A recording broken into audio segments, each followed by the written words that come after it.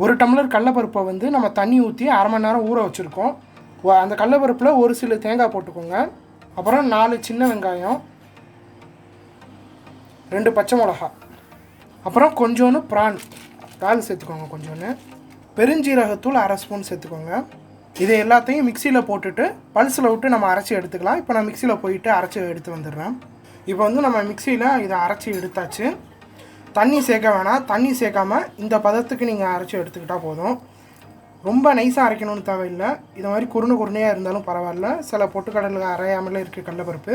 அரையாமல் இருந்தாலும் பிரச்சனை இல்லை.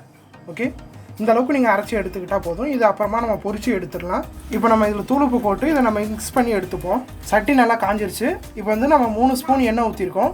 எண்ணெய் நல்லா சூடாகி வந்ததும் ஒரு 6 சின்ன வெங்காயத்தை இது மாதிரி சின்னதாக நறுக்கி வச்சுக்கோங்க. இந்த சின்ன வெங்காயத்தை இப்போ நம்ம இதில் போட்டுடலாம். இப்போ வெங்காயம் நல்லா வதங்கி வந்துருச்சு. இதில் நம்ம வந்து 1 ஸ்பூன் இஞ்சி பூண்டு பேஸ்ட்டு போட்டுருவோம். 2 தக்காளியை வந்து நம்ம மிக்சியில் போட்டு நல்லா ஜூஸ் மாதிரி அரைச்சி எடுத்தாச்சு. நல்லா மையம் அரைச்சிருங்க. அரைச்சதை நம்ம இதில் ஊற்றிடலாம். ஊற்றிட்டு இப்போ எல்லாத்தையும் நல்லா ஒன்றா கிண்டி விட்டுருங்க. நம்ம வந்து தக்காளி ஜூஸு எல்லாம் ஊற்றியாச்சு. இது வந்து ஹையில் வச்சு ஒரு 5 நிமிஷம் வேக விட்ருங்க. இது உங்களுக்கு மண் சட்டியாக இருக்கிறதுனால வேகிறது கொஞ்சம் டைம் எடுக்குது. ஆனால் மண் சட்டியில் செஞ்சிங்கன்னா டேஸ்ட் இன்னும் கொஞ்சம் பெட்டராக இருக்கும். நீங்கள் நார்மல் சட்டியில் செஞ்சிங்கன்னா ஒரு 2 நிமிஷம் இல்லை 3 நிமிஷத்தில் தக்காளி வெந்துடும். இப்போ தக்காளி வெந்ததுக்கப்புறம் கொஞ்சம் நேரம் கழிச்சுட்டு நம்ம எடுக்கலாம். இப்போ வந்து இதில் மிளகாய்த்தூள் அரை ஸ்பூன் சேர்த்துக்கோங்க. காரம் அதிகமாக தேவைப்படுறவங்க இன்னும் அரை ஸ்பூன் எக்ஸ்ட்ரா சேர்த்துக்கலாம். அப்புறம் மஞ்சள் தூள் அரை ஸ்பூன் சேர்த்துக்கோங்க.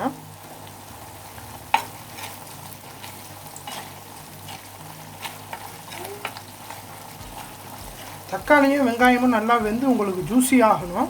அப்போ தான் உங்களுக்கு குழம்பு நல்லா டேஸ்ட்டாக இருக்கும். இப்போ பார்த்தீங்கன்னா தக்காளி நல்லா வெந்து எண்ணெய் உங்களுக்கு பிரிஞ்சு வந்துருச்சு. இந்த எண்ணெய் பிரிஞ்சு வர டயத்தில் நீங்கள் அடுப்பை வந்து சிம்மில் வச்சுருங்க.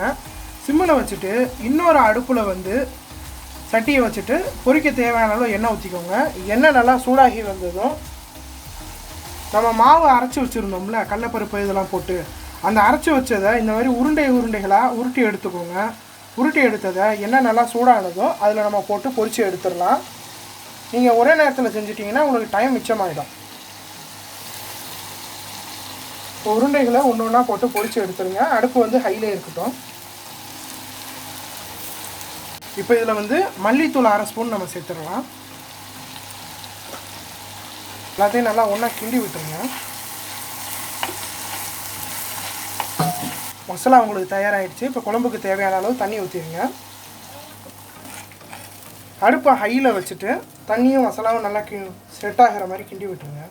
இப்போ இந்த குழம்பு நல்லா கொதித்து வரட்டும். கொதித்து வந்ததும் நம்ம அந்த உருண்டையை எடுத்து இதில் உள்ளே போட்டுடலாம்.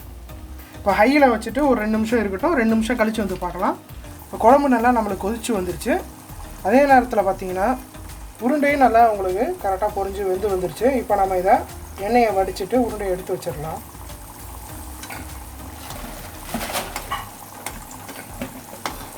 இப்போ கடலைப்பருப்பு உருண்டை நம்ம பொரித்து எடுத்தாச்சு. இதை தனியாக ஒரு பிளேட்டில் எடுத்து வச்சுருங்க. குழம்புக்கு தேவையான அளவு கல் உப்பு சேர்த்துருங்க. அரை மூடி தேங்காவை அரைச்சி நம்ம தேங்காய் பால் எடுத்துருக்கோம். அந்த தேங்காய் பாலை முழுசாக ஊற்றிடுங்க.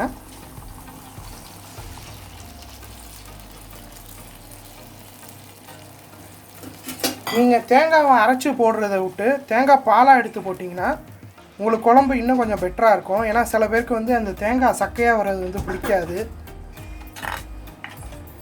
அப்படி இல்லை உங்களுக்கு ஈஸியாக இருக்கணும்னா நீங்கள் நார்மலாக தேங்காவை அரைச்சி போட்டுடலாம். இப்போ இதை நம்ம தேங்காய் பால் ஊற்றி நல்லா மிக்ஸ் பண்ணியாச்சு. இதை அப்படியே ஒரு 2 நிமிஷம் வைங்க. அடுப்பை ஹையில் வச்சுட்டு நல்லா கொதிக்க விட்ருங்க.